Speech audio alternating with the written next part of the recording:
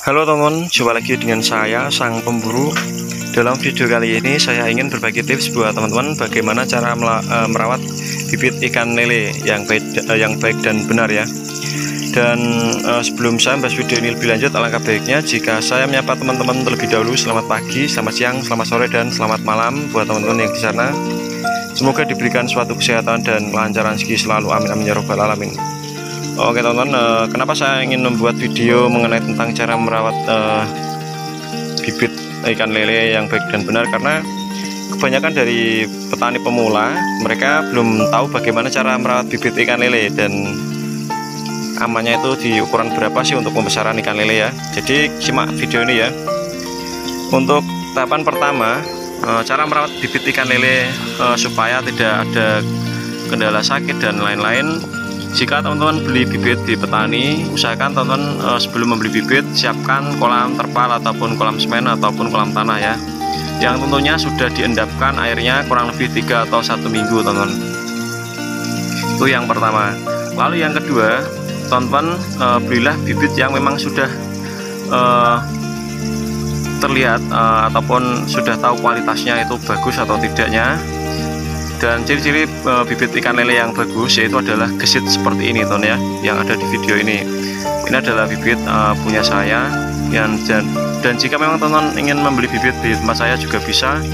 Tempat saya berada di Kudus ya, tempatnya di Jawa Tengah, Desa Sidorekso, RT 2 RW 4 ya. Dan sekaligus ini promosi ya teman-teman ya. Kalau teman-teman beli bibit di tempat saya jamin gratis ilmu mengenai tentang pengalaman budidaya ikan lele. Nanti saya akan coba kasih tahu buat teman-teman ya. Dan ini kita kembali ke topik teman-teman ya. Yang kedua, teman-teman belilah bibit, kita lanjut ya. Belilah bibit yang memang berkualitas ya, ataupun tidak ada sakit ataupun dikasih sakit ataupun kena penyakit jamur ya. Setelah teman-teman membeli bibit, lalu masukkan bibit dari petani tersebut ke kolam teman-teman ya. Setelah bibit sudah sampai di kolam, maka teman-teman jangan memberi pakan langsung ya teman-teman ya. Setidaknya teman-teman kasih pakan sesudah kurang lebih 3 atau 5 jam ya. Kenapa begitu lama? Karena saat bibit baru sampai itu pasti bibit akan dalam kondisi mabuk ya teman-teman, ataupun tidak baik atau kurang sehat. Maka saya sarankan untuk dipuasakan terlebih dahulu. Bahkan terkadang saya juga menganjurkan untuk 1 hari untuk dipuasakan. Tapi tergantung dari bagaimana bibit yang kita beli ya. Kalau memang kita belinya sore dan dari petani paginya belum dikasih pakan sampai sore, maka saya sarankan untuk malamnya dikasih pakan, tapi dengan jumlah yang sedikit teman-teman, supaya untuk mengisi dari perut si bibit ikan lele tersebut ya, supaya tidak sakit atau terkena penyakit kepiting. Itu juga bahaya sekali teman. Lalu hal yang berikutnya kita harus terapkan pada kolam bibit ikan lele kita, yaitu adalah kita harus melakukan pengontrolan rutin, yaitu adalah cara melakukan pengontrolan secara berkala ya, dari mulai kondisi air, dari mulai pemberian pakan dan juga pemberian obat.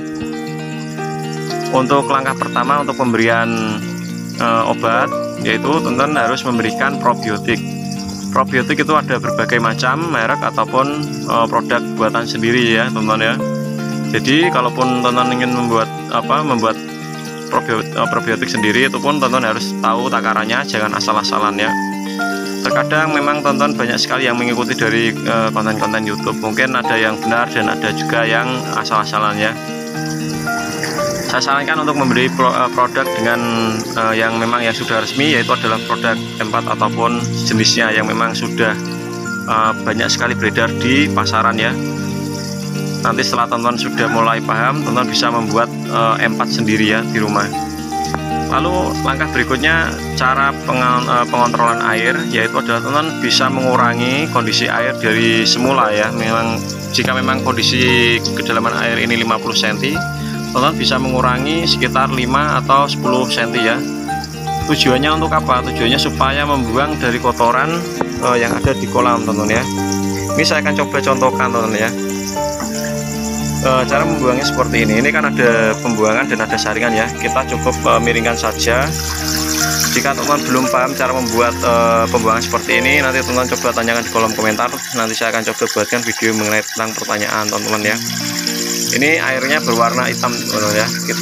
Hitamnya ini kelihatan agak banyak sekali lumutnya ataupun kotoran-kotoran yang memang mengendap ya. Kita biarkan sampai bening. Lalu setelah sampai bening, ini baru 2 cm ya teman ya. Ini 2 cm, nanti setelah 5 cm baru kita angkat seperti ini teman ya. Setelah kita mengangkat seperti ini, barulah teman-teman bisa memberikan pakan ya. Kenapa kita lakukan perawatan seperti ini setiap hari? Karena supaya menjaga kualitas air tersebut supaya tetap bagus ya teman ya. Dan jika pun teman-teman bilang itu enggak berpengaruh bang, terserah teman-teman ya. Jadi saya memberikan edukasi yang memang sudah banyak sekali dari petani yang mengaplikasikan ya hal tersebut teman. Saya juga mengaplikasikan apa yang memang sudah saya terangkan pada teman-teman ini ya. Dan hal yang berikutnya, ini wajib sekali ya teman-teman, saya lupa, tebarlah bibit pada kolam sesuai kapasitas ya, jangan sampai melebihi kapasitas ya teman-teman ya. Jika memang kapasitasnya 1000 ekor, maka jangan dipaksakan untuk tebar 2000 ekor, bahkan lebih 500 ekor ataupun 300 ekor, itu jangan ya teman-teman ya. Kenapa saya melarang hal tersebut? Karena nanti itu mempengaruhi dari pertumbuhan yang pertama, yang kedua adalah kanibalisme, yang ketiga adalah rawan terkena penyakit teman-teman ya. Dan itu banyak sekali kalau saya jelaskan, nanti banyak sekali dan panjang juga, dan saya akan ambil singkatnya ya, yaitu adalah jangan tebar terlalu melebihi kapasitas kolam ya. Lalu hal yang berikutnya adalah teman-teman harus melakukan pengontrolan secara berkala, yaitu adalah memahami kondisi ikan itu sakit ataupun sehat. Dan ciri-ciri ikan yang sakit atau yang sehat itu bisa dianalisa ya dari pergerakan, nafsu makan, dan juga kondisi fisik pada ikan tersebut ya teman-teman ya. Ada beberapa macam penyakit pada ikan lele yang memang terkadang susah untuk diindikasi untuk pemula ya. Ikan terlihat sehat tapi untuk pertumbuhan sangat lambat, itu sebenarnya terkena penyakit ya teman-teman ya, yaitu adalah penyakit karat.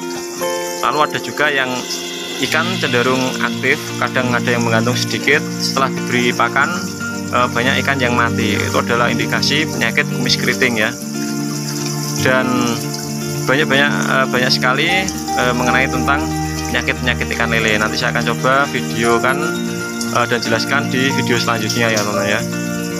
Dan memang jika ada teman-teman yang mungkin ingin menanyakan mengenai tentang seputar budidaya ikan lele, teman-teman bisa menanyakan di kolom komentar ya. Nanti saya akan coba buatkan mengenai tentang pertanyaan teman-teman ya. Dan jika ada suatu kekurangan dalam video ini, saya mohon maaf. Video ini saya akhiri dengan kata assalamualaikum warahmatullahi wabarakatuh. Salam petani ikan lele Nusantara, salam jos, salam petani ikan lele Nusantara.